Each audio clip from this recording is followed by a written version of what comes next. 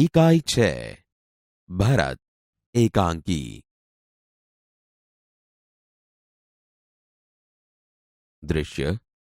एक बालक सिंह के बच्चे को घसीटते हुए लाता है और दो तपस्विनियां उसे रोकती हुई आती है। राजा दुष्यंत पेड़ की ओट से उन्हें देख रहे हैं। बालक, अरे सिंह, तू अपना मुख खोल, मैं तेरे दांत गिनूंगा। पहली तपस्विनी, ए हठीले बालक, तू वन के इन पशुओं को क्यों सताता है? हम तो इन पशुओं को बाल बच्चों के समान रखती हैं। तेरा साहस बढ़ता ही जाता है। तेरा नाम ऋषियों ने सर्वदमन रखा है, सो ठीक ही है। दुष्यंत उनकी बातें सुनकर स्वयं से, आहा, क्या कारण है कि मेरा स्नेह इस बालक की ओर उमड़ सा आता है?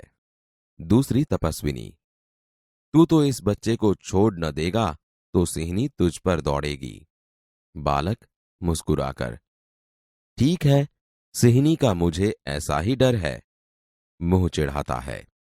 दुष्यंत आश्चर्य से, यह बालक अवश्य किसी तेजस्वी वीर का पुत्र है। इसका मुख अग्नि के समान दमक रहा है। पहली तपस्विनी, हे प्यारे बालक, सिंह के बच्चे को छोड़ दे, मैं तुझे खिलौना दूंगी। बालक हाथ पसार कर, पहले खिलौना दे दो, लाओ कहां है? दुष्यंत दूर से बालक की हथेली को देखकर स्वयं से, आहा, इसके हाथ में चक्रवर्तियों के लक्षण है। उंगलियों पर कैसा अद्भुत जाल है और हथेली की शोभा प्रातः कमल को भी लज्जित कर रही है। दूसरी तपस्विनी, हे सखी सुव्रता, यह बातों से न मानेगा। जा, मेरी कुटिया में ऋषि कुमार के खेलने के लिए मिट्टी का मोर रखा है, उसे ले आ। पहली तपस्विनी, मैं अभी लिए आती हूं। जाती है। बालक, तब तक मैं इसी सिंह के बच्चे के साथ खेलूंगा। यह कहकर तपस्विनी की ओर देखकर हंसता है। दुष्यंत, आप ही आप, इस सुंदर बालक से खेलने को मेरा मन कैसा ललचाता है। आह भरकर, धन्य है वे मनुष्य जो अपने पुत्रों को गोद में लेकर उनके अंग की धूलि से अपनी गोद मैली करते हैं और पुत्रों के मुख अकारण हंसी से खुलकर उज्जवल दांतों की शोभा दिखाते और तुतले वचन बोलते हैं। दूसरी तपस्विनी, क्यों रे ढीठ, तू मेरी बात कान नहीं धरता? इधर उधर देखकर, कोई ऋषि कुमार यहां है? दुष्यंत को देखकर, हे महात्मा, तुम ही आओ और कृपा करके इस बली बालक के हाथ से सिंह के बच्चे को छुड़ाओ। दुष्यंत, अच्छा। बालक के पास जाकर और हंसकर, हे ऋषि कुमार, तुमने तपोवन के विरुद्ध यह आचरण क्यों सीखा है जिससे तुम्हारे कुल की लाज जाती है? यह तो कोई अच्छी बात नहीं है। बच्चे ने सिंह के बच्चे को छोड़ दिया। दूसरी तपस्विनी, हे बड़भागी, यह ऋषि कुमार नहीं है। दुष्यंत, सत्य है, उसके काम ही ऐसे साहस के हैं। यह ऋषि कुमार नहीं जान पड़ता, परंतु मैंने तपोवन में वास देखकर इसे ऋषिपुत्र जाना था। बच्चे की हथेली को अपने हाथ में लेकर स्वयं से, आहा, जब इसका हाथ छूने से मुझे इतना सुख हुआ है तो जिस बड़भागी का यह बेटा है उसे कितना हर्ष होता होगा। दूसरी तपस्विनी दोनों की ओर देखकर, बड़े अचंभे की बात है। दुष्यंत, तुम्हें क्यों अचंभा हुआ? दूसरी तपस्विनी, इसलिए हुआ कि इस बालक की और तुम्हारी सूरत बहुत मिलती है और तुम्हें जाने बिना भी इसने तुम्हारी बात मान ली। दुष्यंत बच्चे को गोद में उठाकर, हे तपस्विनी, जो यह ऋषि कुमार नहीं है तो किस वंश का है? दूसरी तपस्विनी, यह पुरुवंशी है। दुष्यंत स्वयं से, इसलिए इसकी सूरत मुझसे मिलती है। बच्चे को गोद से उतारकर, पुरुवंशियों में यह रीति तो निश्चित है कि युवा अवस्था में वे महलों में रहकर पृथ्वी की रक्षा और पालन करते हैं और वृद्धावस्था आने पर वन में जितेंद्रिय तपस्वियों के आश्रम में वृक्षों के नीचे कुटी बनाकर रहते हैं। देवता जैसी शक्ति वाला यह नीडर और असाधारण बालक मनुष्य का पुत्र भला किस प्रकार होगा?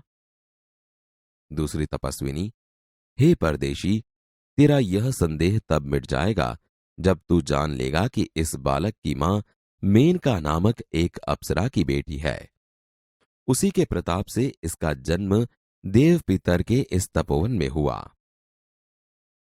दुष्यंत मन में यह तो बड़े आनंद की बात सुनाई। इससे कुछ और आशा बढ़ी। इसकी माता किस राजर्षि की पत्नी है? दूसरी तपस्विनी, जिस राजा ने अपनी विवाहिता स्त्री को बिना अपराध छोड़ दिया है, उसका नाम मैं न लूंगी। दुष्यंत स्वयं से, यह कथा तो मुझ पर लगती है। भला अब इस बालक की मां का नाम पूछूं? पहली तपस्विनी मिट्टी का मोर लेकर आई।